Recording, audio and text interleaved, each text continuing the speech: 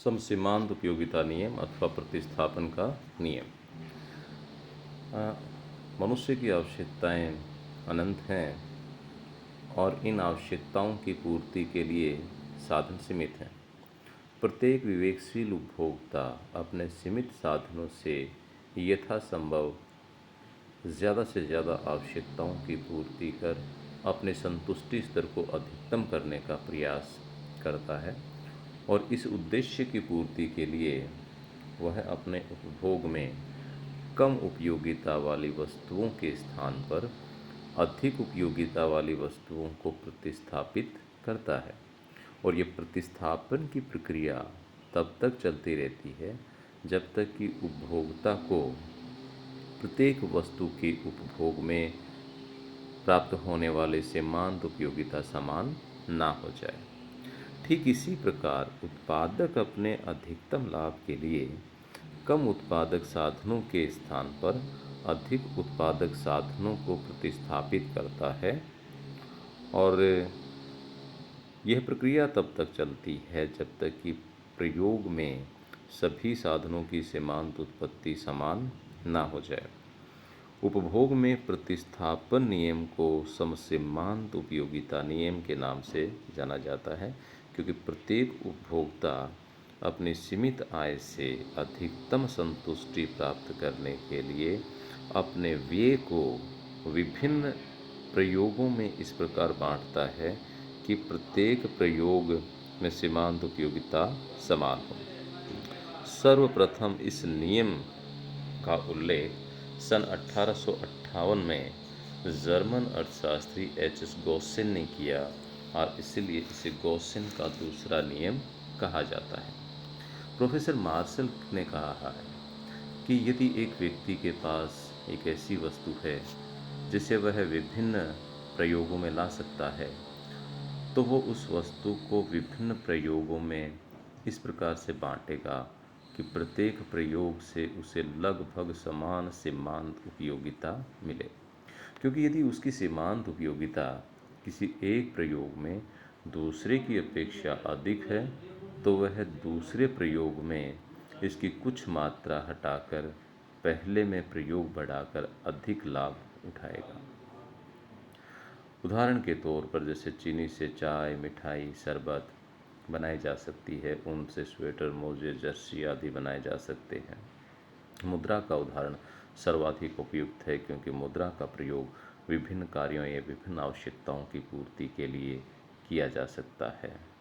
कोई व्यक्ति अपनी सीमित आय से अधिकतम उपयोगिता प्राप्त करने के लिए उसे विभिन्न मदों पर इस प्रकार व्यय करता है कि विभिन्न मदों में व्यय की प्रत्येक इकाई की सीमांत उपयोगिता समान हो जाए।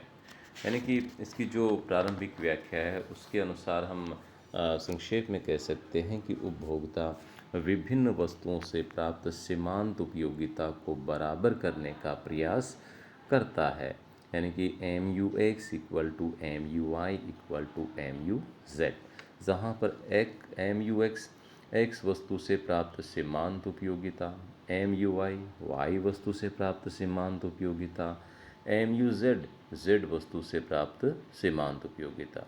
यानी कि इस नियम के अनुसार प्रत्येक उपभोक्ता अधिकतम संतुष्टि के लिए विभिन्न वस्तुओं से प्राप्त सीमांत उपयोगिता को बराबर करने का प्रयास करता है, इसलिए इसको समसीमांत उपयोगिता नियम कहा जाता है।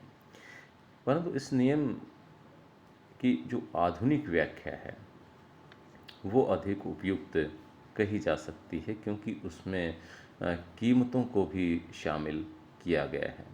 आधुनिक अर्थशास्त्रियों ने समसीमांत उपयोगिता नियम का दूसरे वैज्ञानिक ढंग से विश्लेषण किया है और उसे आनुपातिकता का नियम या आनुपातिक सीमांत उपयोगिता नियम की संज्ञा दी है। इस नियम के अनुसार एक उपभोक्ता विभिन्न वस्तुओं पर अपना धन इस प्रकार व्यय करेगा कि उन वस्तुओं की सीमांत उपयोगिता उनके मूल्यों के अनुपात में हो। यानी कि इस नियम के अंतर्गत हम ये कह सकते हैं कि एक उपभोक्ता को अधिकतम संतुष्टि वहाँ प्राप्त होगी जहाँ दो शर्तें पूरी होंगी। उन दो शर्तों में जो पहली शर्त है वो है M U X upon P X equal to M U Y upon P Y equal to M U Z upon P Z equal to M U M. M U X का मतलब है एक्स वस्तु से प्राप्त सीमांत उपयोगिता। M U Y से मतलब है वाई वस्तु से प्राप्त सीमांत उपयोगिता। एम यू जेड का मतलब है जेड वस्तु की सीमांत उपयोगिता। पी एक्स एक्स वस्तु की कीमत, पी वाई वाई वस्तु की प्रति इकाई कीमत, पी जेड जेड वस्तु की प्रति इकाई कीमत है और एम यू एम जो है ये मुद्रा की सीमांत उपयोगिता है। यानी कि प्रथम शर्त जो है उसके अनुसार विभिन्न वस्तुओं से प्राप्त सीमांत उपयोगिता और उनकी कीमतों का अनुपात बराबर होना चाहिए मुद्रा की सीमांत उपयोगिता के। दूसरी जो शर्त है वो उपभोक्ता के बजट से संबंधित है, क्योंकि हमारी आवश्यकताएं तो बहुत हैं लेकिन उन आवश्यकताओं को पूरा करने के लिए हमारे पास जो संसाधन है अर्थात जो बजट है वो सीमित है।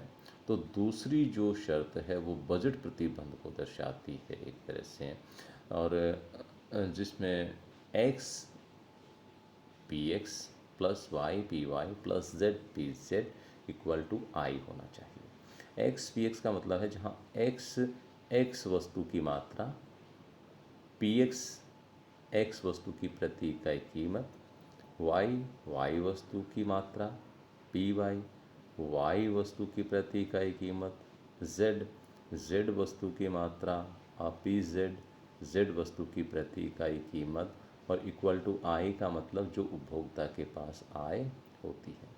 यानी कि विभिन्न वस्तुओं की जो मात्रा है उसको अगर उनकी कीमतों से गुणा किया जाए तो ये बराबर उपभोक्ता की आय के होना चाहिए। यानी कि हम संक्षेप में कह सकते हैं कि उपभोक्ता के संतुलन के लिए या उपभोक्ता के साम्य के लिए जो गणनावाचक पद्धति है उसमें समसीमांत उपयोगिता नियम के अंतर्गत उपभोक्ता के साम्य के लिए, उपभोक्ता के संतुलन के लिए या उपभोक्ता को अधिकतम संतोष की प्राप्ति के लिए दो शर्तों का पालन करना ज़रूरी है।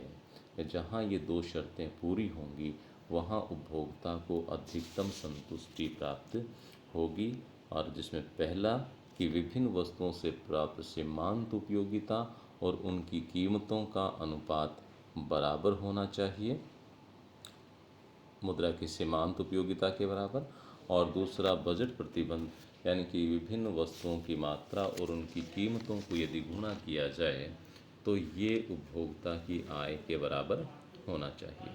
समसीमांत उपयोगिता नियम के यदि महत्व की बात हम करें तो समसीमांत उपयोगिता का अर्थ जगत में बहुत अधिक महत्व है, चाहे वो उपभोग हो, चाहे वो उत्पादन हो, चाहे वो वितरण हो। जैसे हम बात करें वस्तुओं के उपभोग के बारे में तो विभिन्न प्रयोगों वाली वस्तुओं को उपभोक्ता विभिन्न प्रयोगों में इस प्रकार से बांटेगा कि प्रत्येक उपभोग में वस्तु की सीमांत उपयोगिता समान या लगभग समान ना हो जाए। वस्तुओं का वर्तमान एवं भावी प्रयोग के बारे में ये नियम हमें सहायता देता है कि उपभोग